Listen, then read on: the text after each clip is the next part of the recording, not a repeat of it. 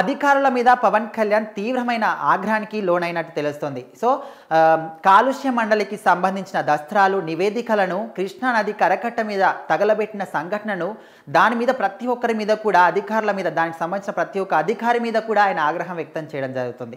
So అసలు ఇలాంటివి జరిగినప్పుడు అధికారులందరూ కూడా ఏం చేస్తున్నారు, దీనికి ఎవరు పాల్పడ్డారు, ఎవరైతే పాల్పడ్డారో ఇలాంటి ఒక ఉదంతానికి వాళ్ళందరినీ కూడా ఖచ్చితంగా ముందుకు తీసుకురావాలి, వాళ్ళ మీద చట్టపరమైన యాక్షన్స్ ఖచ్చితంగా తీసుకోవాలి, వాళ్ళకు కఠినమైన శిక్షలు విధించే విధంగా కూడా మీరందరూ చూసుకునే బాధ్యత మీ మీద ఉంది అనే విధంగా కూడా పవన్ కళ్యాణ్ చెప్పడం జరుగుతుంది. అయితే దీనికి సంబంధించి కాలుష్య మండలికి సంబంధించిన దస్త్రాలు వాటన్నిటికి సంబంధించిన కార్యాలయాలు ఎక్కడెక్కడైతే ఉంటాయో వాటన్నిటిలో కూడా ఇలాంటి సంబంధించిన ముఖ్యమైన దస్త్రాలు కావచ్చు, నివేదికలు వీటన్నిటిని కూడా జాగ్రత్తగా ఉంచాలనే దిశగా కూడా ఇప్పుడైతే చర్యలు తీసుకునే విధంగా మీరందరూ ముందుకెళ్ళాలనే విధంగా కూడా అధికారులకు చెప్పడం జరుగుతుంది. అయితే రాత్రిపూట మిడ్నైట్ పూట ప్రభుత్వ వాహనాల్లో వెళ్ళి అక్కడ ఎక్కడైతే చెత్త చెదరాలు పారబోస్తారో కృష్ణానది కరకట్ట పైన అక్కడ ఈ దస్త్రాలకు సంబంధించిన నివేదికలు వీటన్నిటిని కూడా బస్తాలుగా తెంపి తగలబెట్టిన ఈ ఉదంతం మీద ఇటు గవర్నమెంట్ పరంగా కూడా తీవ్రమైన చర్యలు తీసుకోవాలి. అసలు ఇలాంటి ఒక దుర్ఘటనకు ఎవరు పాల్పడ్డారు, దీని వెనకాల ఎవరు ఉన్నారు,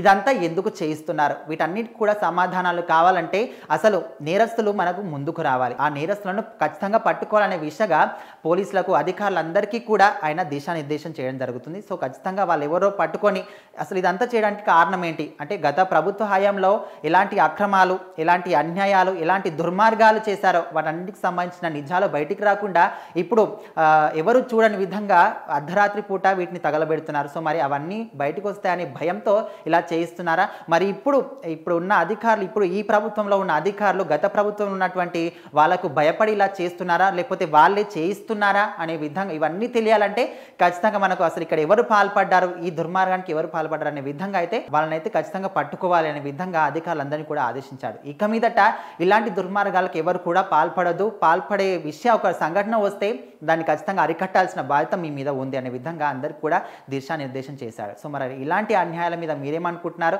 ఇలాంటి ముందు జరగకుండా ఎలాంటి చర్యలు తీసుకోవాలని మీరేమనుకుంటున్నారో ఖచ్చితంగా కామెంట్ చేయండి.